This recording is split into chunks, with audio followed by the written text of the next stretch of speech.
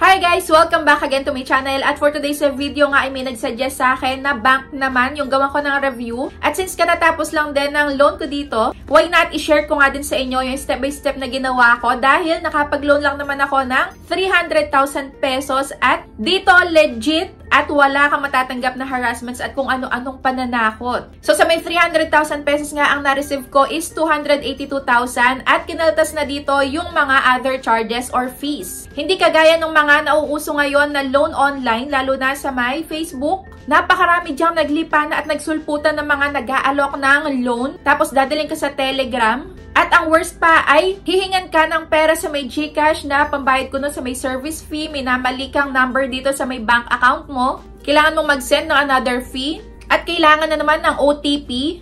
So, kailangan mo na namang mag-send ng GCash sa kanila. So, yung totoong loan online, lalo na sa mga malakihang pera is wala kang kailangang ilabas na pera nga. At hindi mo kailangang mag-send ng kahit na magkanong amount. Dahil dapat is kung legit yan, ikakaltas na yan doon sa may iloloan mo at wala kang unabis ilalabas kahit na piso. So kung ako sa inyo is iwasan nyo mag-loan dyan sa mga nagsusulputan nga lang na nag-offer ng loan online. Mas okay na doon sa may legit, sa may bangko. Lalo na kung malakihang halaga nga.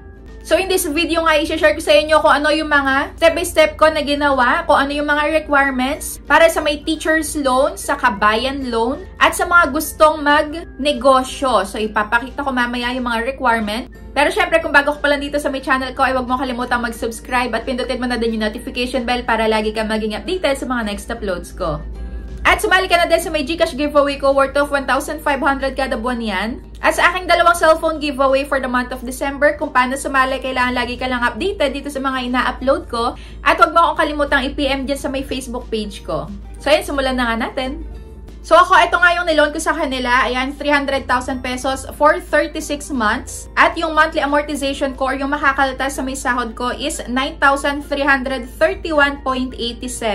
Kaya sa kabuuan na natanggap ko na lang sa may 300,000 is 282,000 pesos. So ayan, wala talaga ako nilabas kahit na piso. Dahil ikinaltas na nila yon doon sa may loan amount ko nga. So, since ito ay salary loan, kusa na itong kinakaltas doon sa may sahod ko. At ayun, natapos ko na nga siya. At para sa akin, okay din naman itong si BDO Network Bank. So, para sa may salary loan, ito yung mga requirements. Ayan, 3 months na latest payslip. Yung pinaka-latest mo, kung meron ka na ngayong buwan, isama mo yung ngayong buwan, saka yung last 2 months. At isang photocopy ng 2 valid IDs. Ayan, front and back. Ayan, harap at likod dapat. At isang photocopy din ng appointment, harap at likod din.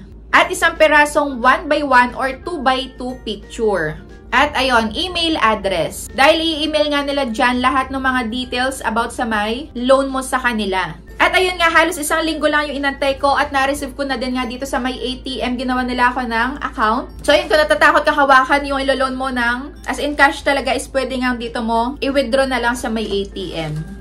At kung ikaw nga ay teacher, kailangan mag-personal visit ka doon sa may malapit na BDO sa inyo. Dahil marami ka diyang sasagutan at pipirmahan. Kailangan din is magkakamukha yung pirma mo dahil medyo mahigpit sila. Pagdating nga dito sa may loan. Ayan, meron ka sa kanilang sasagutan na salary loan application. At kailangan mo din dito ng 2 contact references. At kapag nag-send na nga, yung kausap mo dun sa may BDO ng email, kailangan is i-forward mo yan dun sa may verifier nyo dun sa school nyo. At pagkayari nga ma-approve yun ng verifier dun sa may school nyo, is i-forward nyo na ulit dun sa may BDO na kausap nyo. At after nga nun is mag-iintay ka na lang kung kailan ma-i-disburse yung pera doon sa may ATM. So dito sa may BDO is meron silang 7.5 na interest per annum. At may service fee din na 5.25%. Kaya dito sa may 300,000 na niloan ko is, ang na-receive ko na lang is 282,000 pesos. Ayan, so lumalabas na 18K yung kaltas dito. Kaya kung gusto nyo nga ng malakihan ng ilolo nyo is sa may bank na lang kayo magpunta. So wag na doon sa may tao or sa may online lang na nakita nyo yung ads. At pwede na nga din pala kayo mag-apply sa may online. Ayan, search nyo lang yung BDO Network Bank PH and then i-click nyo yung apply now dito.